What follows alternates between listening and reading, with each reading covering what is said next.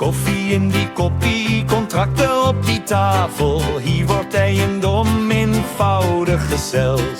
Koffie en contracten met Pieter en Schalk. Kom zit Bikkie nader.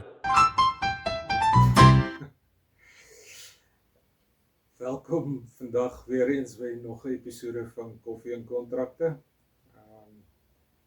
Ja, kom ons praat nie daaroor. Inside joke hier tussen my en Skalk.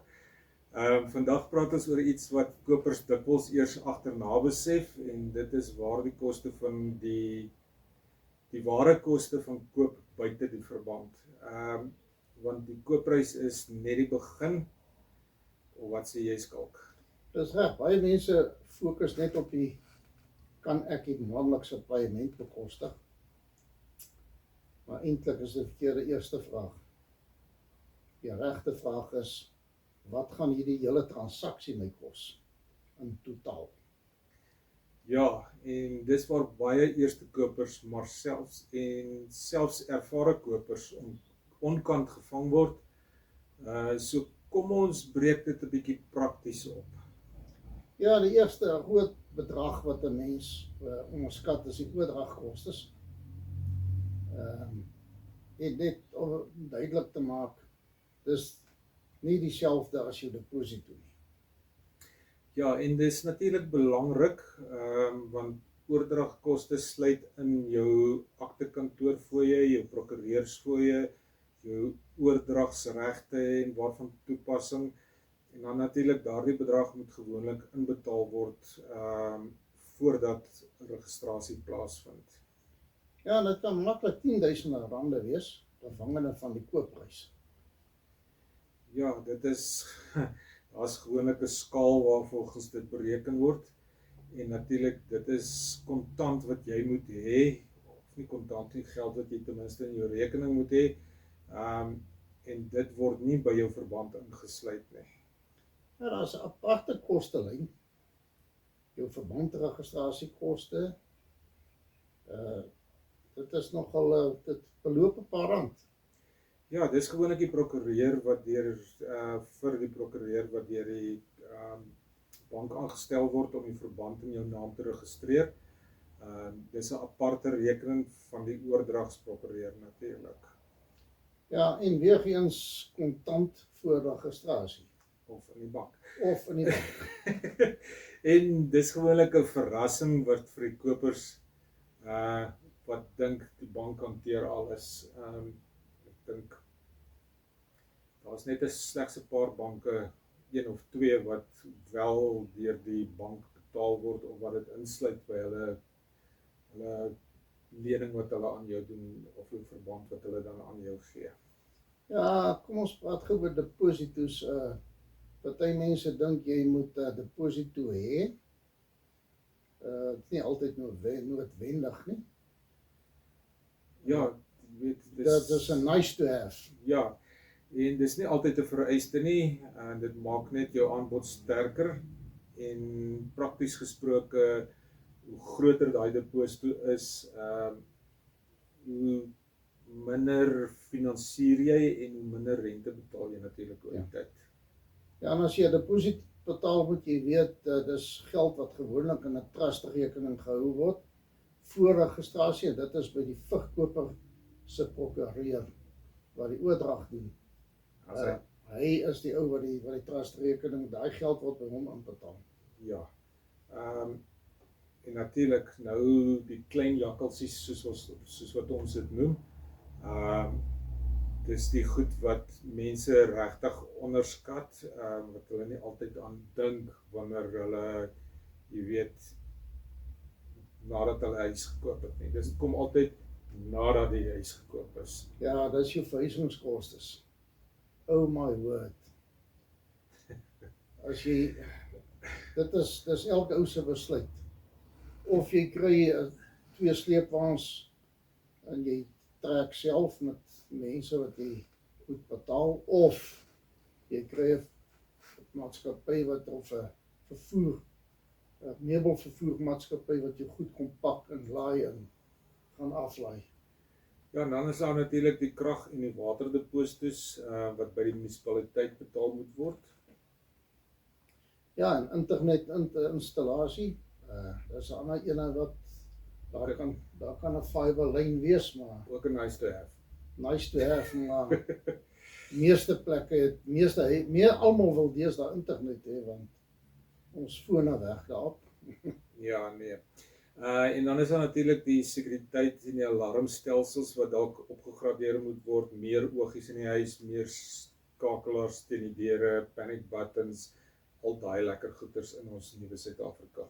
Ja, en onmiddellike herstelwerk, selfs al koop jy 'n netjies huis, is daar altyd iets wat jy hier wil verander of daar wil verander, wat kos jou 'n paar sente.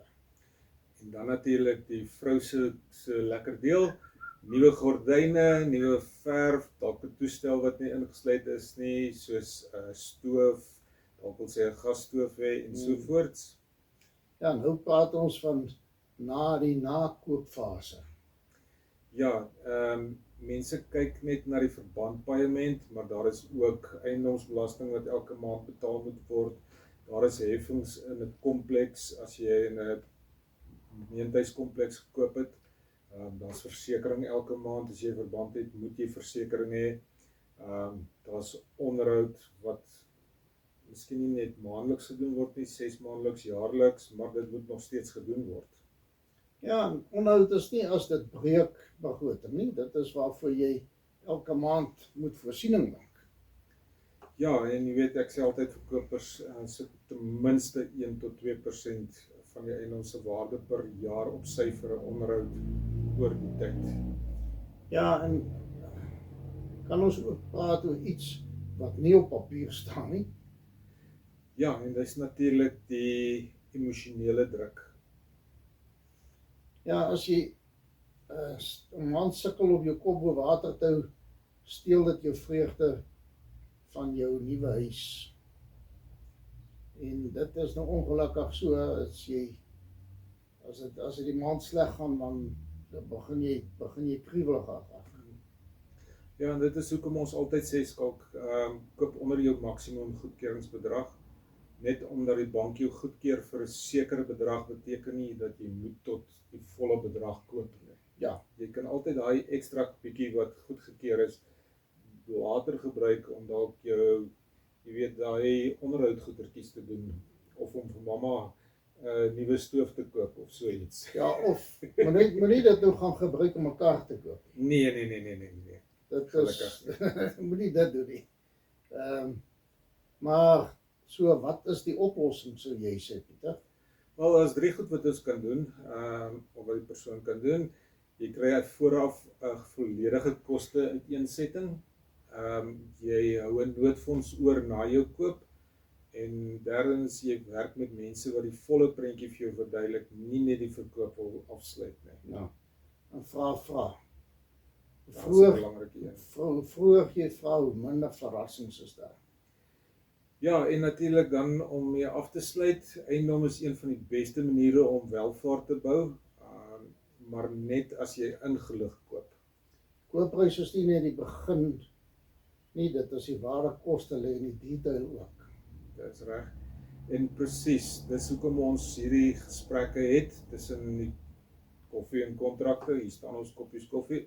Ek sien hulle is leeg geskalk. So dit is vir al hierdie goedertjies, as jy enige spesifieke opdrag kan onderwerpe het waaroor jy wil hê ons moet gesels, stuur dit gerus vir ons in. Ja, dit sal nogal goed wees dat ons hoor wat sê jy as koper of as verkoper, wat wil jy weet? Ons is beskikbaar vir enige inligting.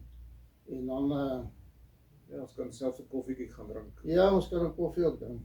Maar vra, as dit vir jou met die moeite werd is, vra, hoorie, ek wil dit doen, ek wil huis koop, en onthou, eerste kopers is van die banke wat jy 100% lening gee, plus die oordragkoste, so vir jou eerste koper, so neem kennis daarvan. Dis nie te sê eerste kopers mag nie huis koop, as jy eerste koper is, daar is voordele Daar is voordele. Ja, tot volgende keer. Op daai noot, tot volgende keer. Totsiens. Totsiens almal, lekker dag. Koffie in die koppie, kontrakten op die tafel. Hier wordt eiendom eenvoudig geseld. Koffie en kontrakten met Pieter en Schalk. Kom zit bikkie nader.